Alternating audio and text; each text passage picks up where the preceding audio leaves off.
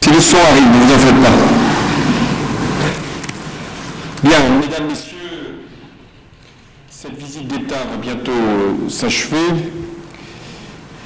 J'ai encore à rencontrer le président de l'Assemblée nationale populaire, puis ensuite les Français qui vivent ici à Pékin, et je rejoindrai la Corée ce soir.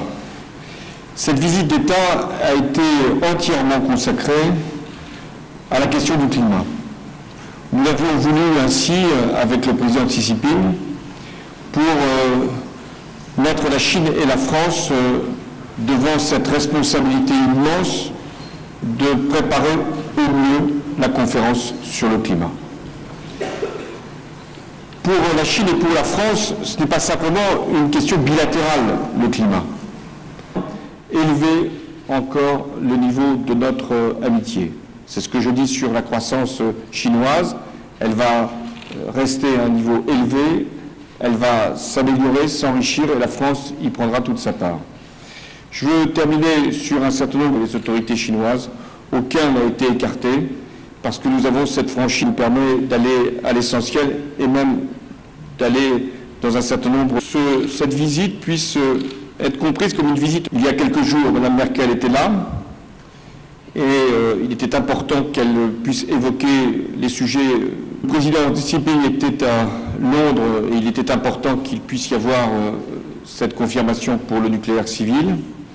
Et donc, il n'y avait pas de contrats commerciaux ici à l'ordre du jour. Ce n'était pas le sujet. 具有雄心的全球气候变化协约，那请问您还期待中国在巴黎谈判上有什么进步的空间？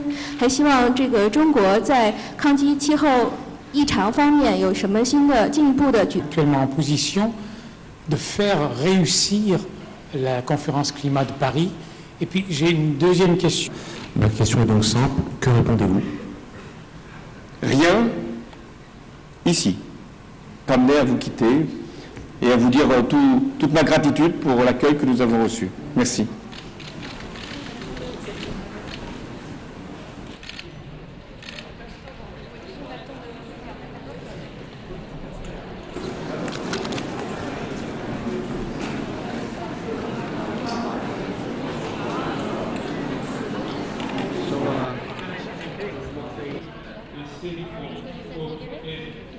Alors maintenant, est-ce qu'on peut essayer sur le français pour voir si...